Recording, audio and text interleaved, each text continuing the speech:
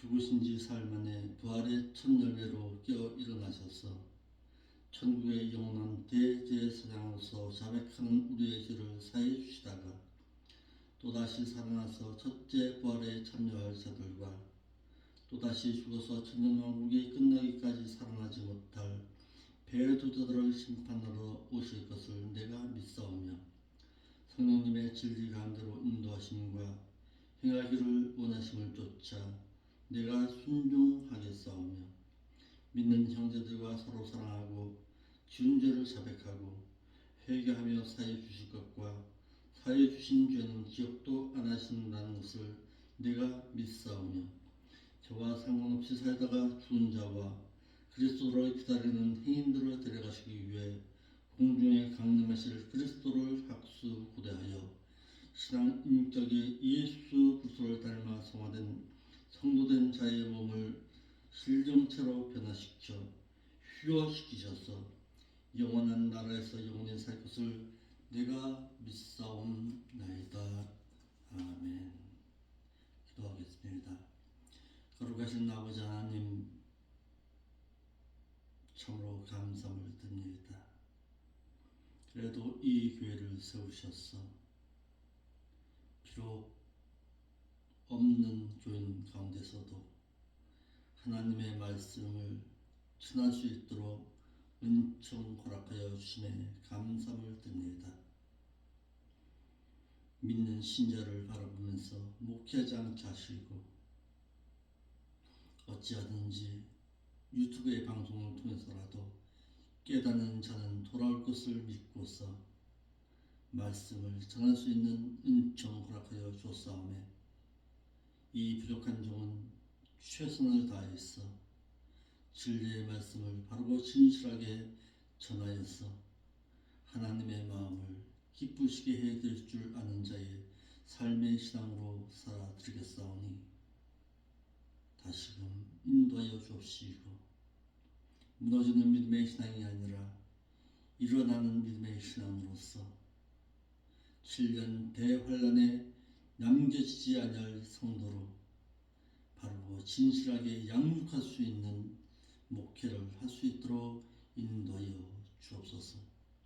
그 믿음의 신자가 한 명이 된다 할지라도 아니 이 부족한 중 혼자라도 바르고 진실하게 하나님의 뜻을 이루어갈 수 있도록 인도하여 주옵소서. 모두 귀한 말씀을 저희들이 전하고 듣습니다. 깨닫는 은총으로 함께하여 주옵소서.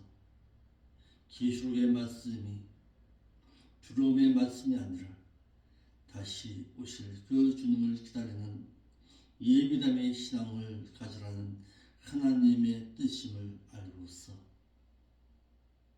오늘도 진실하게 세상 가운데서 이기는 자의 신앙으로 살아드릴 수 있도록 인도하여 주옵소서. 거룩하신 예수님의 이름으로 기도하옵나이다. 아멘.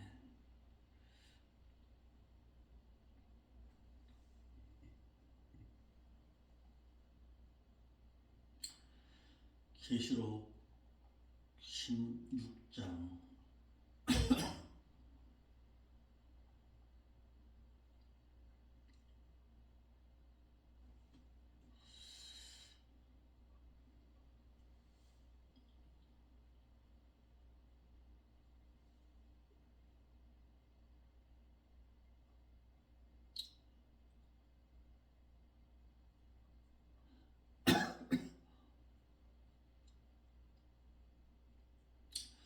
계시록 16장 12절부터 보겠습니다. 한 절 한 절 보겠습니다. 또 여섯째가 그 대적을 큰 강 유브라데에 쏟음에 강물이 말라서 동방에서 온 왕들의 길이 예비되었더라. 어제 새벽 시간에는 우리가 16장의 말씀을 통해서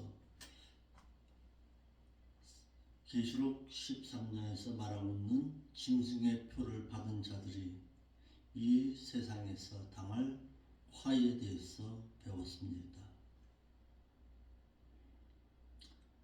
오늘 16장 12절 이후에는 이제는 여섯째 천사와 일곱째 천사에 의한 대접 재앙이 시작되는데, 마지막 전쟁인 아마겟돈 전쟁을 치르기 위해서 적 그리스도가 행하는 모습에 대해서 보고 있습니다. 그리고 유브라데 강에 진노의 대접을 쏟음으로 말미암아서 유브라데 강이 말라버리고 동방에서부터 오는 수많은 군대들이 이제는 아마겟돈으로 향해 가는 모습을 볼 수가 있습니다. 우리 한국의 국방력이 세계 5위 가운데 들어간다고 합니다. 이런 모습을 볼 때에 여러분들의 신앙은 어떻게 보는지 모르겠습니다. 대한민국 국방력 우수하구나. 많이 좋아지고 많이 그런 것은 사실입니다. 그런데 우리의 믿는 자의 눈은 거기에 쏠려 있어서는 안 됩니다. 현무5라는 그 미사일이 만들어지고 핵 잠수함이 만들어지고 이것이 이제는 일본을 거쳐서 중국까지 이제 번져갈 것입니다.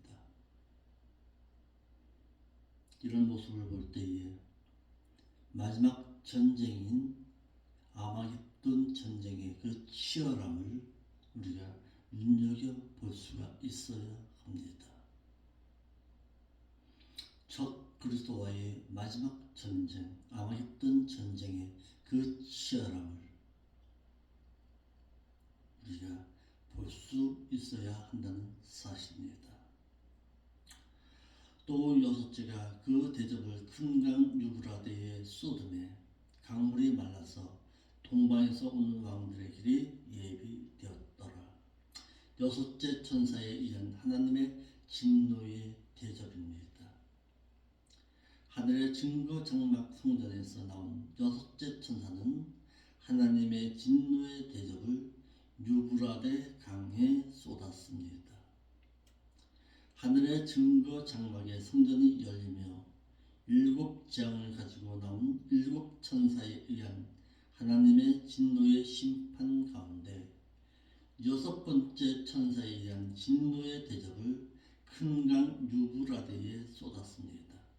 그러자 강물이 말라서 동방에서 오는 많은 왕들의 길이 예비되었다고 말하고 있습니다.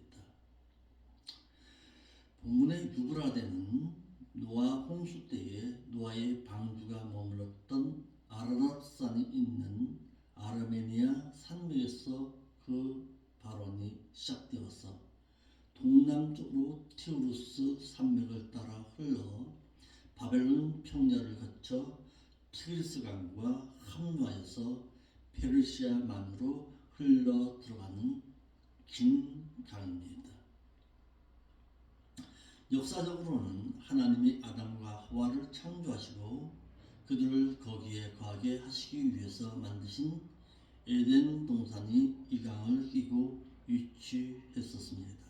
창세기 2장 14절입니다. 그리고 이 강은 하나님께서 후에 이스라엘 민족에게 허락하신 약속의 땅의 동편 경계로 지역되었습니다. 창세기 15장 18절입니다. 실제로 그 강 유역을 지배했던 것은 이스라엘의 최전성기였던 다윗과 솔로몬 시대뿐이었습니다.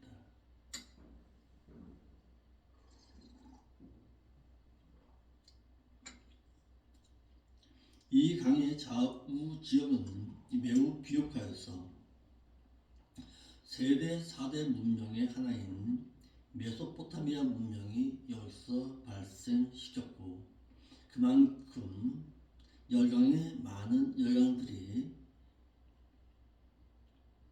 끊임없이 그 일대를 침공하여 점령했습니다.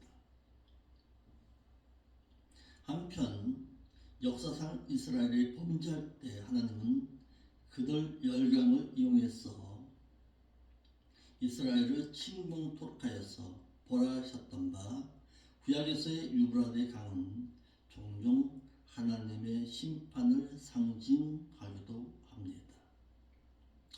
그 수원을 펴고 1830m에서 1980m의 아르메니아 성서에서는 아라랏 아시아 서부의 산악지대에서 바라고 있습니다. 이 함유한 강은 수심이 9m이고 3,000톤까지의 기선의 항행이 가능하다고 합니다. 유브라데 강의 전장은 2,850km이고 티그리스강 1,850m보다도 긴데 수량은 티그리스 강보다도 못하다고 합니다. 두 번째, 여섯째 천사에 의해서 쏟은 바된 대접은 유브라데 강물을 말라 버렸습니다. 여섯째 천사에 의해서 유브라데에 쏟아진 하나님의 진노의 그 대접은 큰 강 유브라데 강물을 말라 버렸다고 했습니다. 본문의 말라서 이 말은 마르다 마르게 하다 바싹 마르게 하다라는 뜻으로서 그 하나님에 의해서 그 강물이 바싹 말랐다라는 뜻으로 마치 애굽에서 출애굽한 이스라엘 백성들이 하나님에 의해서 홍해를 갈라놓으시고 그 길을 건너게 하셨듯이 마지막 전쟁인 그리스도와 적그리스도의 군대가 싸우게 될 아마겟돈에서의 전쟁을 위해서 하나님께서는 큰 강 유브라데 강물을 바싹 말라 버리게 하셨다는 뜻입니다. 계시록 19장 11절로 16절을 참고하시면 됩니다. 그러니까 마지막 전쟁이 이곳 아마겟돈에서 치러지기 때문에 하나님께서는 여섯째 천사로 하여금 이 강물을 말라버리게 한다라는 뜻입니다. 아직까지는 이루어지지 않았죠. 앞으로 이루어질 사건입니다. 그런데 지금도 유브라데 강이 매년 그 강물이 말라가고 있다고 합니다. 이러함을 볼 때에 주님께서 오실 그날이 가까웠고 마지막 전쟁의 그 준비가 서서히 이제 시작되고 있다라는 것을 볼 수가 있습니다. 동방에서 오는 나라 가운데 대한민국도 거기에 포함되어 있겠지요. 마지막 전쟁을 치르기 위해서 아마겟돈으로 향하게 될 것입니다. 여기서 분명한 것은 남북의 그 닫혔던 철도는 분명히 열립니다. 그래야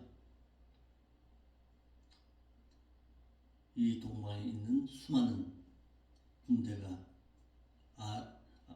이 아마겟돈으로 향할 수 있기 때문입니다. 머지않아 시베리아를 거쳐서 아마겟돈으로 동방의 많은 군대들이 몰려들게 될 것입니다. 여섯째 천사에 의해서 큰 강 유브라데 강물이 마른 것은 아마겟돈에서 전 그리스도와 주님의 전쟁 때문입니다. 계시록 19장 11절 이하에 또 내가 하늘이 열린 것을 보니 보라 백마와 탄자가 있으니 그 이름은 충신과 진실이라 그가 공의로 심판하며 싸우더라. 그 눈이 불꽃 같고 그 머리에 많은 멸관이 있고 또 이름 쓴 것이 하나가 있으니 자기 밖에 아는 자가 없고 또 그가 피 뿌린 옷을 입었는데 그 이름은 하나님의 말씀이라 칭하더라. 하늘에 있는 군대들이 쉬고 깨끗한 세마포를 입고 백마를 타고 그를 따르더라. 그의 입에서 예리한 검이 나오니 그것으로 만국을 치겠고 친히 저희를 철장으로 다스리고 또 친히 하나님 곧 전능하신 이의 맹렬한 진노의 포도주틀을 밟겠고 그 옷과 그 다리에 이름 쓴 것이 있으니 만왕의 왕이요 만주의 주라 하였더라 라고 해서 적그리스도의 군대와 그리스도의 군대, 주님의 군대가 전쟁을 치르게 될 곳이 유브라데 강 서편의 이스라엘 평원인 아마겟돈인데 하나님의 진노의 대접에 의해서 유브라데 강물이 마른 것은 동방으로부터 많은 이들이 그 강을 건너 이스라엘의 평원인 아마겟돈으로 불러 모으기 위해서입니다. 이곳에서 적그리스도의 군대와 그리스도의 주님의 군대가 싸워 주님의 군대가 이김으로써 이긴 이후에 이 세상에서는 천년 왕국이 이루어지게 될 것입니다.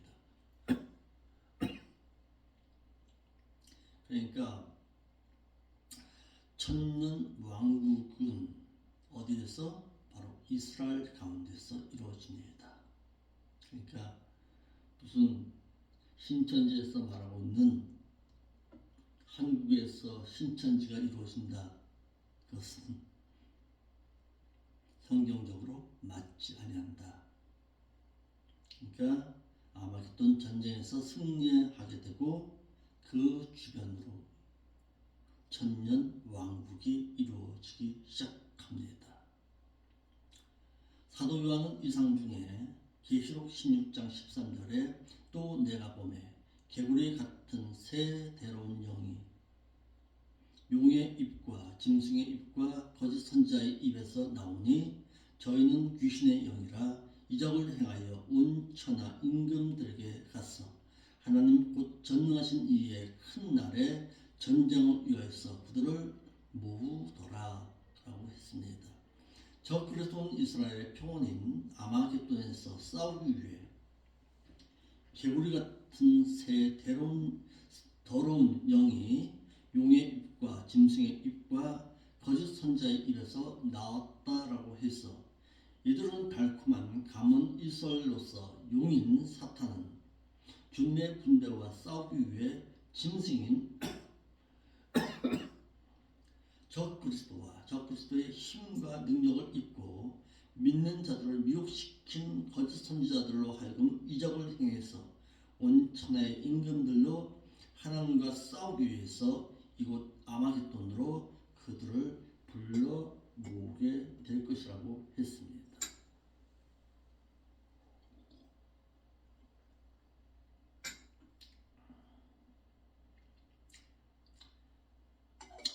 15절 말씀입니다. 상당히 중요한 부분을 거기서 말씀하고 있습니다. 이러므로 믿는 자는 7년 대환란 전에 휴거됨으로 이 환란의 때를 면하라고 말하고 있습니다.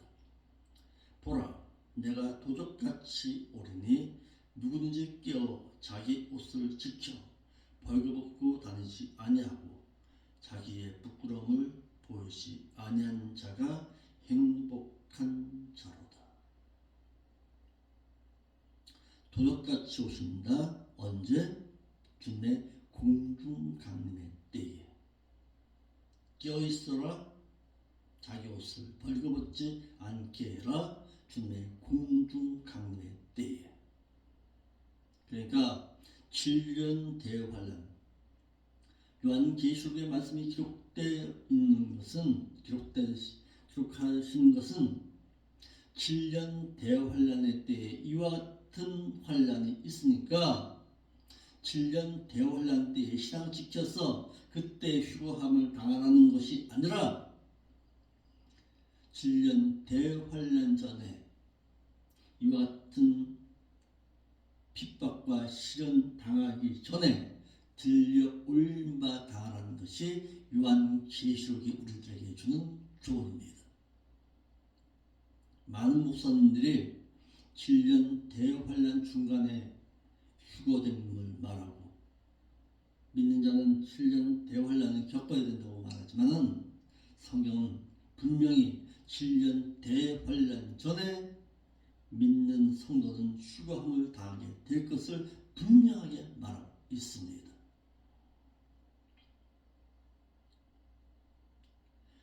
주님께서는 깨어 있는 성도들을 위해서 도둑같이 오십니다. 주님께서는 믿는 자들을 하여금 7년 대환란의 시련과 이 세상에 남겨진 자들로 하여금 당하게 될 고통의 시련을 말하고서는 주님께서는 신랑으로서 신부된 성도들을 위해서 도적같이 오실 것임을 말하고 있습니다. 그런데 오늘날 한국교회 가운데서 이와 같이 끼어있으라 도적같이 오십니다. 그 주님 도적같이 오시니까 세마포 준비하라고 말하는 성도가 과연 있느냐 이 말이에요. 그런 교회가 과연 있느냐 이 말이에요. 은혜 받았다,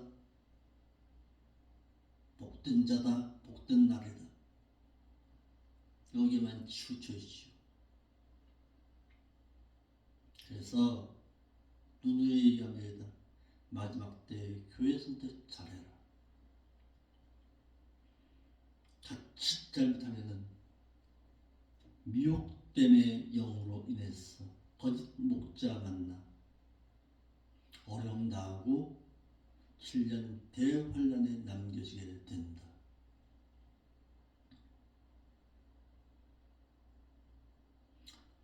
주님의 강림의 날과 그리스도의 재림의 날의 차이점에 대해서 말하고 있습니다. 주의 강림의 날은 신랑으로서 신부된 성도들을 데리러 오십니다. 마태복음 25장 1절로 13절에. 그러나 그리스도의 재림의 날은 적장을 쳐부수기 위해서 오시는 날입니다. 계시록 19장 11절과 데살로니가후서 2장 8절입니다.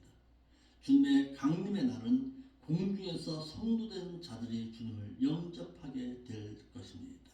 데살로니가전서 4장 15절로 16절입니다. 그러나 그리스도의 날은 주님께서 지상에 재림하십니다. 계시록 1장 7절입니다.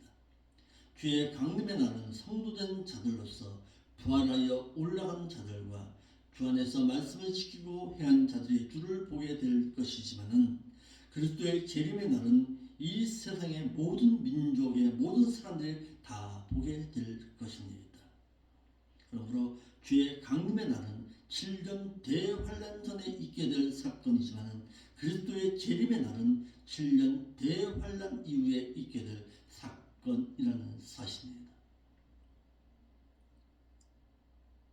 주님의 재림의 날에 믿는 성도가 그 주님을 만난다는 것은 가장 큰 불행입니다. 그래서 성경에도 말하고 있잖아요. 계시록 2장 7절에 애곡하리로다. 그런데도 그리스도의 재림을 기다려요? 얼마나 성경에 대해서 모르고 있으면 재림의 때에 주님을 만나야 된다고 그렇게 말하고 있냐고요. 그리스도의 재림의 날은 그리스도께서 재림하시면 적장으로서 적 그리스도의 세력을 물리치기 위해 재림하십니다. 이때에 믿는 자들의 주님을 만나게 되면 그는 애곡하게 될 것입니다. 주님께서 재림하실 때에는 적장으로서 적 그리스도를 물리치기 위해 이 세상에 재림하시는데 불신자들과 적 그리스도와 싸우기 위해 재림하십니다. 데살로니가후서 2장 8절, 사도행전 1장 10절, 계시록 1장 7절입니다. 그러므로 누구든지 깨어 자기 옷을 지켜 벌거벗고 다니지 아니하고 자기의 부끄러움을 보지 아니한 자가 행복한 자로다라고 했습니다. 이 말씀을 그대로 마태복음 24장 44절로 옮겨가 보겠습니다. 이러므로 너희도 예비하고 있으라. 생각지 아니한 때에 인자가 오리라. 예수님께서 믿는 제자들을 향해서 말하기를 껴 있으라고 말씀하여서 주님께서는 너희가 생각지 아니한 때에 오실 것임을 말하고 있습니다. 그래서 예비하고 있으라고 했습니다. 준비하고 있으라고 말하지 않았습니다. 오늘 목사님들 가운데서도 예비함과 준비함에 대해서 모르고 있습니다. 그래서 준비해야 된다고. 예비한다는 것은 헤토이 모스입니다. 기네스대 헤토이 모이 호티라는 말을 썼습니다. 마치 약혼한 신부가 신랑을 맞이하여 결혼을 앞두고 있듯이 신랑을 기다림으로 그리스도의 약혼녀인 신부가 옳은 행실을 통해서 세마포 준비를 갖출 것을 말한 것입니다. 결혼으로 말하면 약혼입니다. 약혼을 왜 하는 거예요? 결혼 때문에 약혼이 있는 거예요.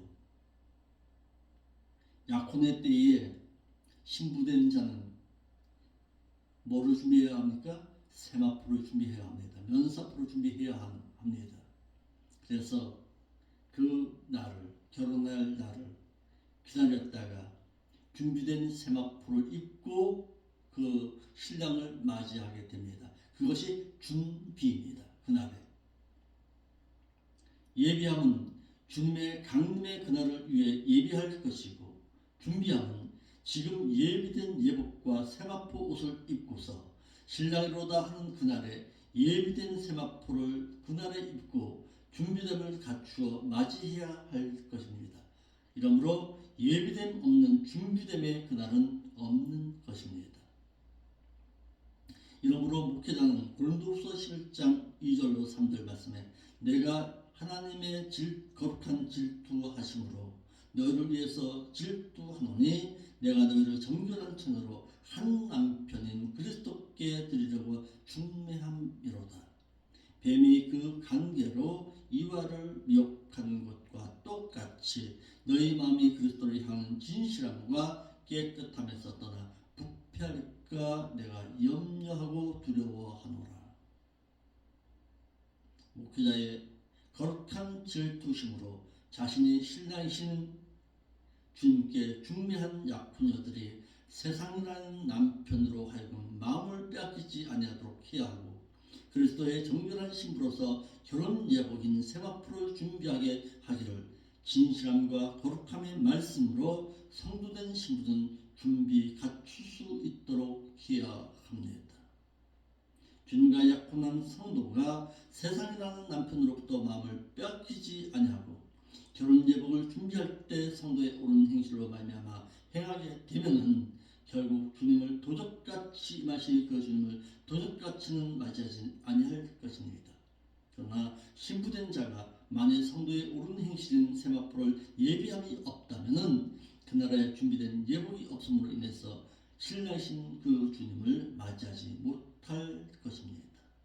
그러므로 성도된 자는 겉옷은 주님께서 예비하여 입혀 주었으나 신부됨의 겉옷은 반드시 신부될 자가 예비해야 한다는 것을 이사야서 61장 10절 말씀에 내가 여호와로 인해서 크게 기뻐하고 내 영혼이 나의 하나님으로 인해서 즐거워하리니 이는 그가 구원의 속옷으로 내게 입히시고 이에 겉옷으로 내게 더하심이 신랑이 삼으로 쓰고 신부가 자기 보물로 단장함 같게 하셨음이라 말하였더라.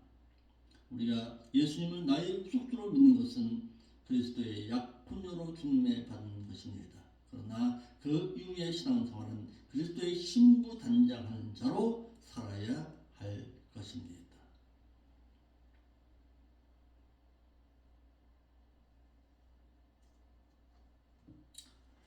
16장 16절입니다. 적그리스도와 주님의 군대가 싸우게 될 아마겟돈입니다.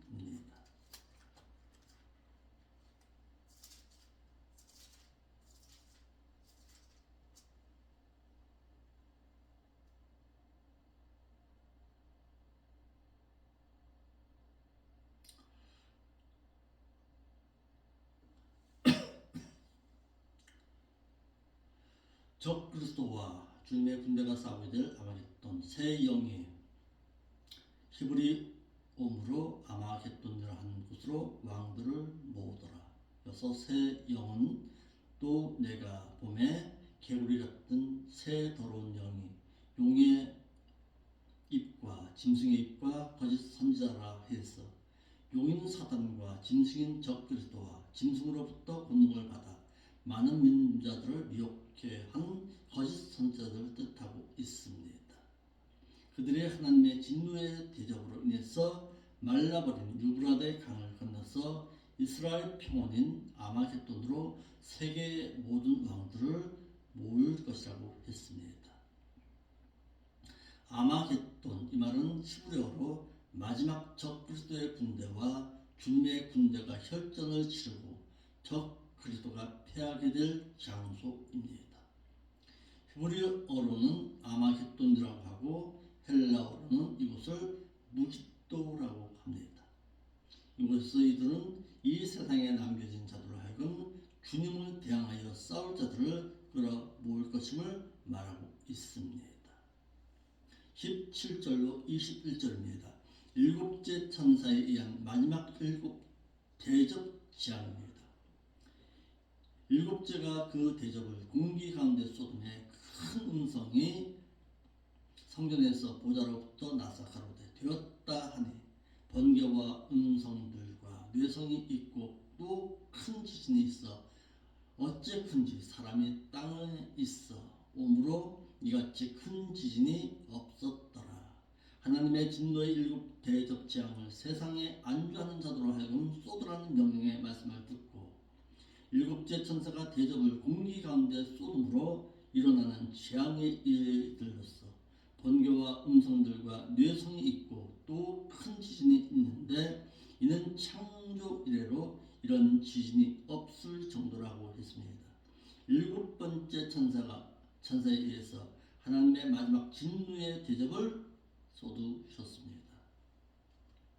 일곱째 천사가 그 대접을 공기 가운데 쏟음에 큰 음성이 성전에서 보좌로부터 나서 가로되 되었다라고 했습니다.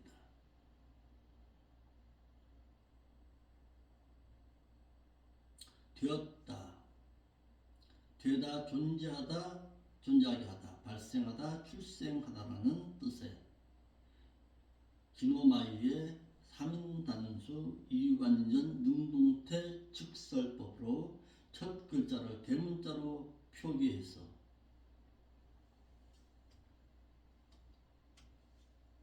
하나님의 진노의 재앙이 일곱째 천사의 진노의 재앙으로 끝마쳐졌음을 말하고 있습니다.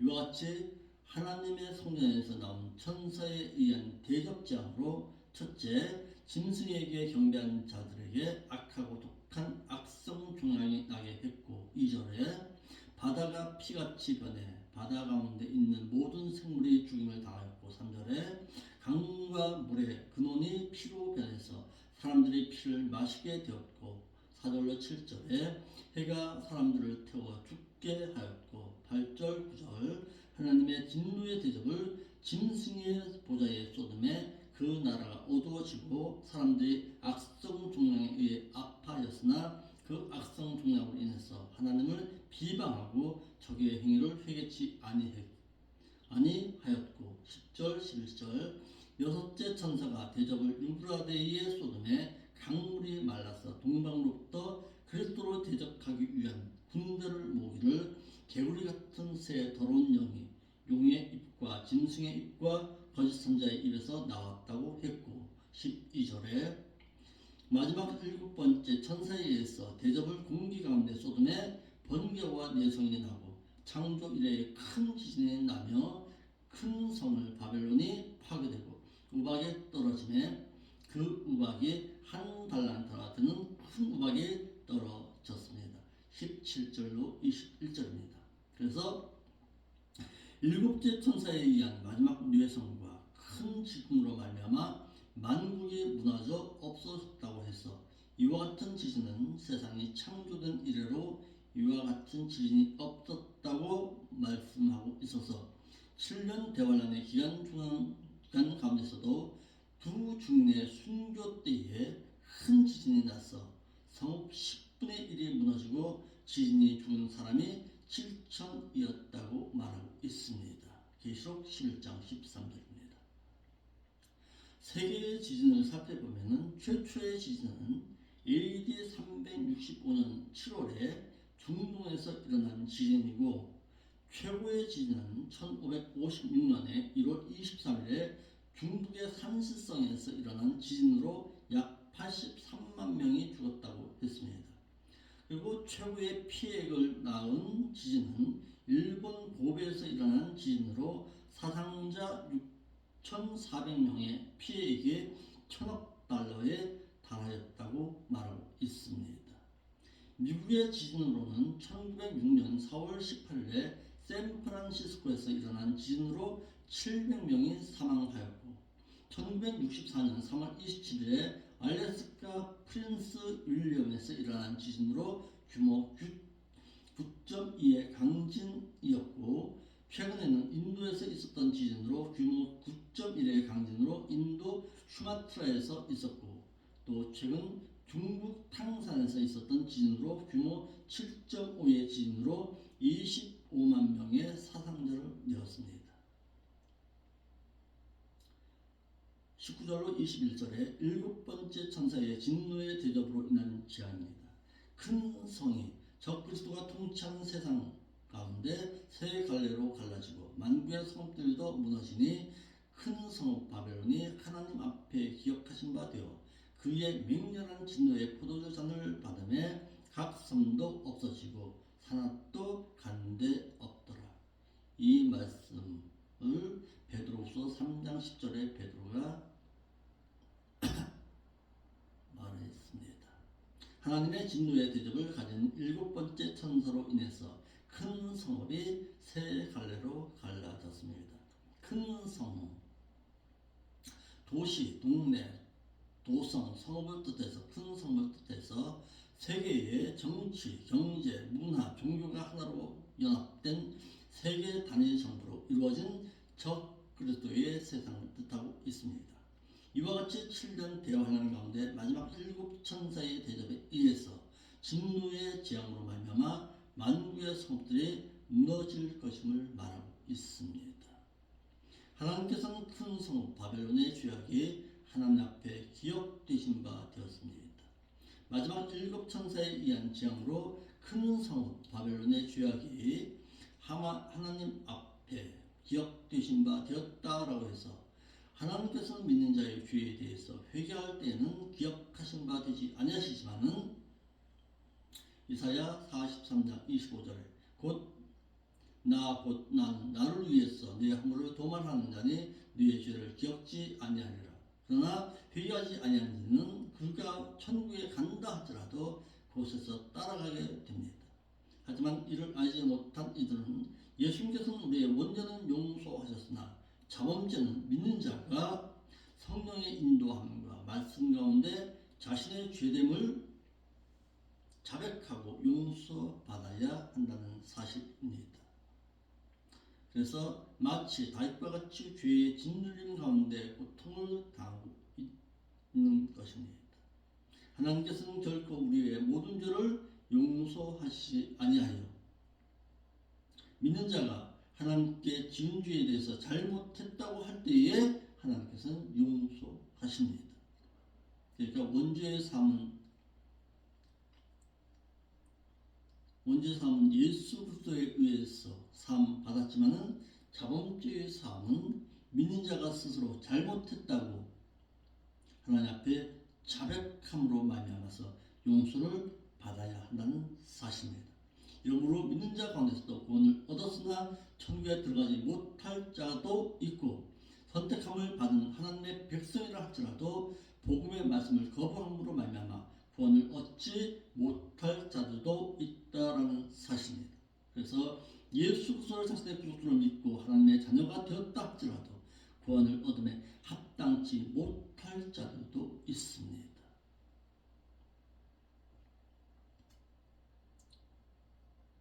일곱 천사에 의한 재앙입니다. 또 중수한 한 달란트라는 큰 우박이 하늘로부터 사람들에게 내림에 사람들이 그 우박의 재앙으로 인해서 하나님을 회방하니 그 재앙이 심히 큼이더라. 하나님이 명하신 일곱 천사에 의한 일곱 대접 재앙으로 중수가 한 달란트나 되는 큰 우박이 하늘로부터 사람들에게 내려졌습니다. 일곱 천사의 진노의 재앙에 의해서 중수가 한 달란트나 되는 큰 우박이 하늘로부터 세상에 안주하여 살고자 하는 자들에게 내려졌는데 한 달란트는 약 34kg의 무게입니다. 이와 같은 우박이 하늘로서 세상에 안주하여 살고자 하는 자들에게 내려졌다는 것입니다. 내려지게 될 것입니다. 끔찍하죠. 이들은 이와 같은 재앙을 만나면서도 회개하기는커녕 오히려 하나님을 회방했습니다. 그러므로 믿는 자들 역시 자신의 죄를 회개할 수 있는 자는 하나님의 말씀을 듣고 선한 양심을 가진 자라야 회개할 수가 있습니다. 믿는 자가 회개하는 것도 말씀을 듣거나 묵상함으로써 스스로 자신이 죄인임을 깨닫고 양심이 있는 자가 회개할 수가 있습니다.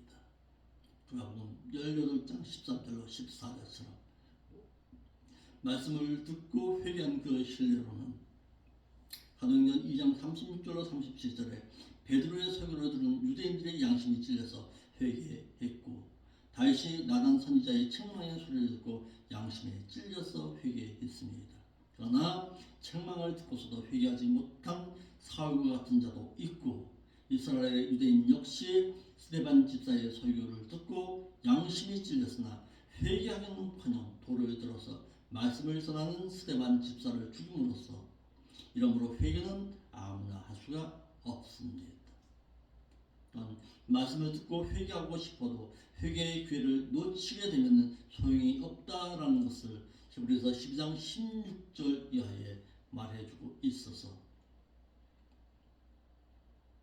믿는 자에게 자신의 지은 죄를 회개할 수 있는 책망과 고난과 질병과 가난과 고통이 따른다는 것은 믿는 자에게 있어서는 저주가 아니라 오히려 하나님의 복으로 알고 살아야 할 것입니다.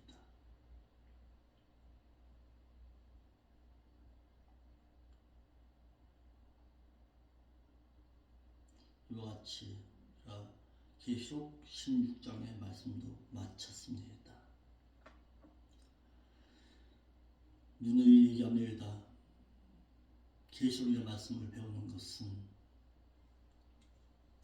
이와 같은 환난 당하지 말라는 것입니다. 깨어있는 신앙으로 살아서 7년 대환란 때에 전에 들려 올린 바 당할 자의 신앙으로 살아들 수 있기를 바랍니다. 어디에 가서 어떤 신앙으로 살아가든지 간에 깨어있는 자의 신앙으로 살아야 합니다. 그 목사님의 주님의 공중 강림을 알고 있다면 참 좋은 목사이겠지만 그리스도의 재림에 대해서 그때의 주님을 만나야 된다고 말한다면 아직까지도 주님의 공중 강림에 대해서 모르고 있는 자입니다. 그러므로 깨어있는 자의 신앙으로 살았어. 주님의 공중 강림의 때에 주님을 맞이할 수 있는 자의 신앙으로 살아 하나님 앞에 영광 돌주려는 저희의 삶의 신앙이 될 수 있기를 바랍니다. 기도하겠습니다. 아버지 하나님 감사함을 드립니다. 깨어있는 자의 신앙으로 살게 하옵소서. 무릎 꿇을 줄 아는 자의 신앙으로 살아가게 하여 주옵소서. 하나님 앞에 진실되고 참됨의 믿음의 신앙으로 살아가게 하여 주옵소서. 세상을 이기는 자의 신앙으로 살아서 하나님 언제 오신다 할지라도 주님을 맞이할 수 있는 세먹고 단장하고 있는 자의 신앙으로 살아드릴 수 있도록 인도하여 주옵소서. 거룩하신 예수님의 이름으로